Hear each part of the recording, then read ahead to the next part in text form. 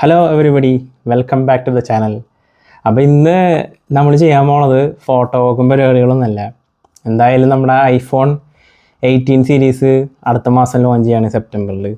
അപ്പോൾ അതിനെ പറ്റിയിട്ടുള്ള ഒരു ചെറിയൊരു വീഡിയോ ആണിത്. അപ്പോൾ എല്ലാവർക്കും ഈ ഒരു വീഡിയോയിലേക്ക് സ്വാഗതം. അപ്പോൾ ആദ്യം തന്നെ പറയുകയാണെങ്കിൽ എല്ലാവരും വെയിറ്റ് ചെയ്തിരിക്കുകയാണ്. ഈ പ്രത്യേകിച്ച് ടെക് ലോകത്തുള്ള എല്ലാവരും വെയിറ്റ് ചെയ്യണം ആപ്പിൾ 18 സീരീസിൻ്റെ ലോഞ്ചിന് വേണ്ടിയിട്ട്.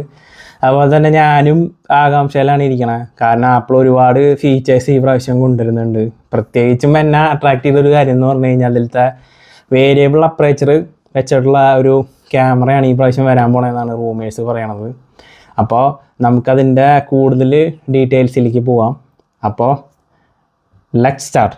ആപ്പിൾ ആദ്യമായിട്ട് ചരിത്രത്തിൽ വലിയൊരു മാറ്റം കൊണ്ടുവരാനുള്ള ശ്രമത്തിലാണ്.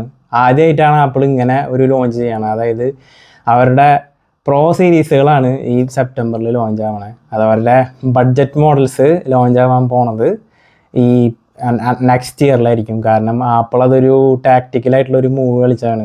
കാരണം എല്ലാ ടെക് കമ്പനിയിലും പോലെ തന്നെ ആപ്പിളും ലാഭം ഉണ്ടാക്കാൻ വേണ്ടിയിട്ടാണ് സാധനങ്ങൾ വിൽക്കുന്നത്. അപ്പോൾ ആപ്പിളിന് തന്നെ അറിയാം അവരുടെ ബേസ് വേരിയൻ്റ് തന്നെ അത്യാവശ്യം നല്ല ഫോണാണ്. കാരണം ലാസ്റ്റത്തെ ഐഫോൺ 17 ഓൾമോസ്റ്റ് ഒരു പെർഫെക്റ്റ് ഫോൺ എന്നൊക്കെ പറയാൻ പറ്റുന്ന ആ ഒരു പ്രൈസ് റേഞ്ചിൽ കിട്ടുന്ന ഒരു നല്ലൊരു ഫോണായിരുന്നു. അപ്പോൾ അത് കാരണം കൊണ്ട് തന്നെ ആളുകൾ പ്രോ മോഡൽസ് മേടിക്കാനുള്ളൊരു സ്റ്റാൻസ് കുറവാണ്. അപ്പോൾ ഈ ലോഞ്ചിന് തന്നെ പ്രോ മോഡൽസ് ഇറക്കുകയാണെങ്കിൽ കുറേ പേര് ക്വിക്കായിട്ട് 18 എന്നുള്ള സീരീസ് ഞാൻ വാങ്ങിച്ചു എന്നുള്ളൊരു സംഭവം ഉണ്ടല്ലോ, അങ്ങനെ കുറേ പേര് വാങ്ങിക്കാനുള്ള സാധ്യതയുണ്ട്. അങ്ങനെ ആപ്പിളിന് ഒരു ലാഭം ഒരു 2 ലോഞ്ചായിട്ട് ചെയ്യാന്ന് പറയുമ്പോൾ ആ 2 ലോഞ്ചിൻ്റെയും ലാഭം അവർക്ക് കിട്ടുമല്ലോ. അപ്പോൾ അതായിരിക്കാം. പിന്നെ ഓൾറെഡി ഈ chip set shortage, Ram shortage ഒക്കെ നമ്മുടെ ഈ ഇൻഡസ്ട്രിയിൽ ഉണ്ട്. AI വന്നതോടുകൂടി ഇതിൻ്റെയൊക്കെ പ്രൈസും കൂടിയിട്ടുണ്ട്. അപ്പോൾ അതിൻ്റെയൊക്കെ ഒരു ഭാഗമായിട്ടായിരിക്കും ആപ്പിൾ ഇങ്ങനൊരു മൂവിന് വന്നത്. പിന്നെ മെയിനായിട്ട് നെക്സ്റ്റ് വരുന്ന ഒരു ചേഞ്ച് എന്ന് പറഞ്ഞാൽ ഇതിൻ്റെ ഈ ആപ്പിളിൻ്റെ ഈ ഡിസൈനിലാണ്. അതായത് ഫ്രണ്ട് വശത്തേക്ക് വരുമ്പോഴുള്ള ഡിസൈനിലാണ്. കഴിഞ്ഞ പ്രാവശ്യത്തെ സെൽഫി ക്യാമറ എല്ലാവർക്കും അറിയാം. നമ്മൾ ഈ പോർട്രേറ്റ് ടിൽറ്റ് ചെയ്താലും ലാൻഡ്സ്കേപ്പ് ടിൽറ്റ് ചെയ്താലും അതിനനുസരിച്ച് അഡ്ജസ്റ്റ് ആയിട്ട് നമുക്ക് ഗ്രൂപ്പീസും ഒക്കെ എടുക്കാൻ നല്ലൊരു ഓപ്ഷനായിരുന്നു.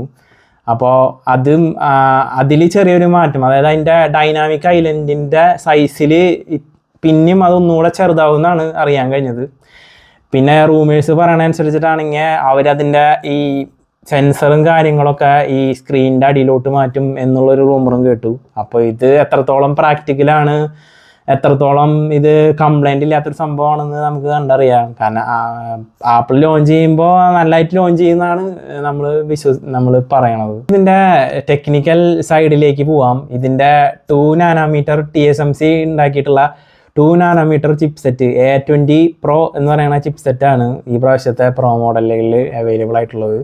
അപ്പോൾ ഇതിൻ്റെ പ്രത്യേകത എന്ന് വെച്ചാൽ 30% മോർ എഫിഷ്യൻ്റ് ആയിരിക്കും. അതായത് പവർ കൺസപ്ഷൻ കുറവായിരിക്കും. നമുക്ക് മാക്സിമം പെർഫോമൻസും കാര്യങ്ങളും കിട്ടുന്നതാണ് റൂമേഴ്സ് പറയണത്. പിന്നെ നെക്സ്റ്റ് നമ്മുടെ ഫോണിൻ്റെ പെർഫോമൻസിനെ ഓഫ് കോഴ്സ് ബാധിക്കണ അല്ലെങ്കിൽ എഫക്റ്റ് ചെയ്യണ ഒരു കാര്യമാണ് നമ്മുടെ ഫോണിൻ്റെ റാം. ആപ്പിൾ ഈ പ്രാവശ്യം 12 GB റാമായിട്ട് വരുന്നതാണ് നെക്സ്റ്റ് ഒരു റൂമർ നമുക്ക് കഴിഞ്ഞത്. ഇതൊക്കെ റൂമറുകളാണ്. ഫോൺ ഇറങ്ങിയാൽ തന്നെയാണ് നമുക്ക് ഇതൊക്കെ കറക്റ്റായിട്ട് പറയാൻ പറ്റുള്ളൂ. പക്ഷേ ഈ പറഞ്ഞ ചിപ്പ് സെറ്റും ഈ റാമും കൂടി ആകുമ്പോൾ ഒരു വളരെ മികച്ച ഒരു പെർഫോമൻസ് തന്നെ ഈ പ്രാവശ്യത്തെ 18 പ്രോ മോഡൽസിൽ നമുക്ക് കിട്ടുന്നതാണ് നമ്മൾ പ്രതീക്ഷിക്കുന്നത്.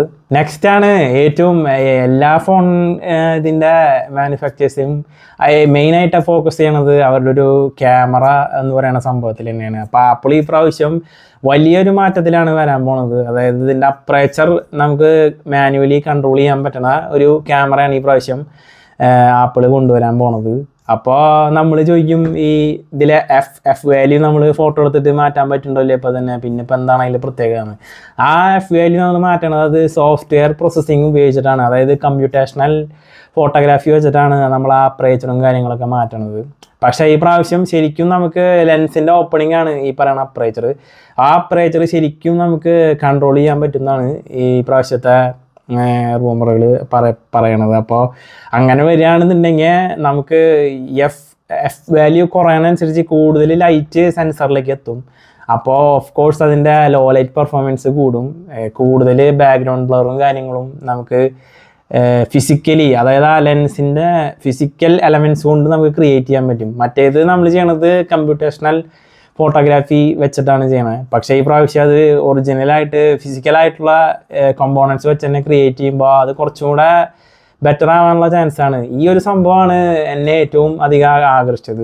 കാരണം ഫോട്ടോ എടുക്കണ ഒരാളെ സംബന്ധിച്ച് കൂടുതൽ ലൈറ്റ് സെൻസറിലേക്ക് എത്താമെന്ന് പറഞ്ഞാൽ അതിൻ്റെ മൊത്തത്തിലുള്ള ഒരു പെർഫോമൻസും ഫോട്ടോ എടുക്കുമ്പോഴുള്ള പെർഫോമൻസും കാര്യങ്ങളും ടോട്ടലി ഇമ്പ്രൂവ് ആവും.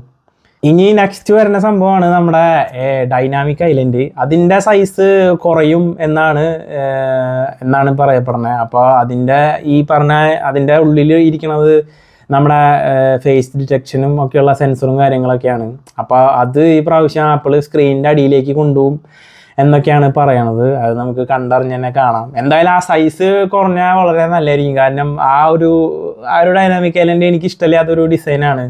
ആ ഒരു സ്ക്രീനിൻ്റെ ഡിസൈനിലൊരു കണ്ടിന്യൂറ്റി ലോസ് ആവണത്തെ പോലത്തെ ഒരു ഫീച്ചറാണ്. എനിക്ക് ഏറ്റവും ഇഷ്ടമില്ല, ആപ്പിളിൽ ഏറ്റവും ഇഷ്ടമില്ലാത്തൊരു സംഭവമാണ് ഈ പറഞ്ഞ ഡൈനാമിക് ഐലൻഡ്. അതിലും ഭേദം എനിക്ക് തോന്നണ ഈ 13ലും വരെ ഉണ്ടായിരുന്ന ആ ഒരു വലിയൊരു കട്ടൗട്ടാണ് അതിലും ഭേദം. ഇത് ഇവിടെ വന്നിട്ട് ഇങ്ങനെ ഒരു കണ്ടിന്യൂവേഷൻ ലോസ് ആവണ ഒരു സംഭവം എനിക്ക് അത്രയ്ക്ക് അങ്ങോട്ട് താല്പര്യമില്ല. എന്നാലും അതിൻ്റെ സൈസ് കുറയാന്ന് കേൾക്കുമ്പോൾ ഒരു സന്തോഷം. പിന്നെ നെക്സ്റ്റ് ഒരു മെയിൻ സംഭവമാണ് ഈ പ്രാവശ്യം 18 പ്രോ മാക്സ്. അതിൻ്റെ കൂടെ ആപ്പിളിൻ്റെ ഫോൾഡബിൾസും റിലീസാവും എന്നാണ് പറയണേ. അപ്പോൾ എല്ലാവരും ഈ സാംസങ്ങിൻ്റെ ഫാൻസ് മുഴുവൻ ആപ്പിളിൻ്റെ ട്രോളിങ് ആയിരുന്നു. ഈ ഫോൾഡബിൾ ആപ്പിൾ റിലീസ് ചെയ്തിട്ടില്ല, ഇതൊക്കെ പണ്ടേ ആൻഡ്രോയിഡ് വിട്ട സീനാണെന്നൊക്കെ പറഞ്ഞിട്ട്. പക്ഷേ ഈ പ്രാവശ്യത്തെ ഈ റൂമറുകളും കാര്യങ്ങളൊക്കെ പറയണ ആപ്പിൾ ഇതിൻ്റെ കൂടെ ഫോൾഡബിളും കൂടെ റിലീസ് ചെയ്യുന്നതാണ്. അവർ പറയണത് അതിൻ്റെ ഹിഞ്ച് എന്നല്ല പറയാ, ക്രീസ് സൈസ്, ക്രീസിൻ്റെ ആ ഒരു വര അത് കാണാത്ത രീതിയിലായിരിക്കും അത് ഇംപ്ലിമെൻ്റ് ചെയ്യാന്നാണ് പറയണത്. അത് എത്രത്തോളം പ്രാക്ടിക്കലി പോസിബിൾ ആണെന്ന് അറിയില്ല. നമുക്ക് വരുമ്പോൾ തന്നെ നമുക്കറിയാൻ പറ്റുള്ളൂ. എന്തായാലും ഞാൻ പ്രതീക്ഷിക്കുന്ന ആപ്പിൾ ഇംപ്ലിമെൻ്റ് ചെയ്യുമ്പോൾ അത് കുറച്ചുകൂടെ നല്ല രീതിയിൽ ഇംപ്ലിമെൻ്റ് ചെയ്യുന്നതാണ് എനിക്ക് തോന്നണത്. ഞാനൊരു ആപ്പിൾ ഫാൻ ബോയ് എന്നല്ല, എന്നാലും ഞാൻ പറയാണ് ആപ്പിളിൻ്റെ ഒരു സ്ട്രാറ്റജി തന്നെ അതാണ്. ഒരു സംഭവം അവർ കൊണ്ടുവരുന്നുണ്ടെങ്കിൽ അതിൻ്റെ പെർഫെക്ഷനിലായിരിക്കും കൊണ്ടുവരിക. പക്ഷെ അവർക്ക് AI കാര്യത്തിൽ പണിപാടി. AI ഇപ്പോഴും നല്ല ശോകമാണ് എന്നാണ് ഞാൻ അറിഞ്ഞത്. ഞാൻ 13 ആപ്പിൾ ഉപയോഗിക്കൽ സ്റ്റോപ്പ് ചെയ്തതാണ്. ഇപ്പം ഞാൻ സാംസങ് ആണ് ഉപയോഗിക്കണേ. എന്നാലും പൊതുവേ ഉള്ള ഒരു മൊത്തത്തിലുള്ള ഒരു അഭിപ്രായത്തിൽ ആപ്പിളിൻ്റെ AI അങ്ങോട്ട് പോരാ എന്നുള്ളൊരിതാണ്. എന്തായാലും ഇപ്പം അതിനുള്ള ഇത്രയും റാമും ഇത്രയും പ്രൊസസ്സറൊക്കെ വെച്ച് വരുമ്പോൾ നമുക്ക് കാണാം എന്തായിരിക്കും ആപ്പിൾ ഇനി നെക്സ്റ്റ് കൊണ്ടുവരാൻ പോകണമെന്നുള്ളത് നമുക്ക് കണ്ടു തന്നെ അറിയാം. അപ്പോൾ ഇതൊക്കെയാണ്. അപ്പോൾ ഈ പറഞ്ഞ ഈ ഫോൾഡബിൾ എന്തായാലും നല്ല പ്രൈസ് ആയിരിക്കും. കാരണം ഒരു 2.5 ലക്ഷം രൂപയെങ്കിലും നമുക്ക് പ്രതീക്ഷിക്കാം ഇതിൻ്റെ ഒരു വില.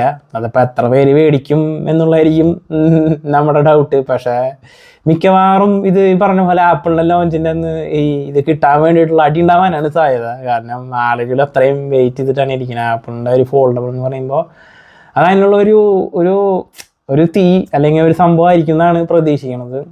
അപ്പോൾ അത്രയ്ക്കാണ് നമ്മുടെ ഇന്നത്തെ വീഡിയോ. ഇത് എൻ്റെ ആദ്യത്തെ ഒരു ടെക് വീഡിയോ ആണ്. ചിലപ്പോൾ ഞാൻ പറഞ്ഞ തെറ്റുകളുണ്ടാവും. അപ്പോൾ തെറ്റുകൾ നിങ്ങൾ നോട്ട് ചെയ്യുകയാണെങ്കിൽ നിങ്ങൾ കമൻറ്റ് ബോക്സിൽ എഴുതി അറിയിക്കുക. ഞാൻ അടുത്ത വീഡിയോ കുറച്ചും കൂടെ നന്നായിട്ട് ചെയ്യാൻ എൻ്റെ ഭാഗത്തു നിന്നുള്ള ശ്രമം ഉണ്ടാവും. അപ്പോൾ ഓക്കെ. അപ്പോൾ നിങ്ങൾ പ്രോ മോഡൽസ് ആണോ എടുക്കാൻ പോണേ, അതോ നെക്സ്റ്റ് ഇയർ ഇറങ്ങാൻ പോണ സാധാരണ 18 എന്ന് പറയുന്ന മോഡലാണോ എടുക്കാൻ പോണേ? അതും കൂടെ നിങ്ങൾ കമൻറ്റിൽ എഴുതി അറിയിക്കുക. അതുപോലെ തന്നെ പുതിയ കളേഴ്സും ആപ്പിൾ അവൈലബിൾ ആക്കുമെന്ന് പറഞ്ഞിട്ടുണ്ട്. അപ്പോൾ അതിലുള്ള ഏത് കളറുകളാണ് നിങ്ങളുടെ ഫേവറേറ്റ് എന്നും കാര്യങ്ങളും നിങ്ങൾ കമൻറ്റ് ബോക്സിൽ എഴുതി അറിയിക്കുക. വീഡിയോൻ്റെ ബാക്കി അഭിപ്രായങ്ങളും കാര്യങ്ങളും കമൻറ്റ് ബോക്സിൽ എഴുതുക. സബ്സ്ക്രൈബ് ചെയ്യണ കാര്യം പരിഗണിക്കുക. അപ്പോൾ ഓക്കെ, അടുത്തൊരു വീഡിയോ ആയിട്ട് കാണാം. ബൈ.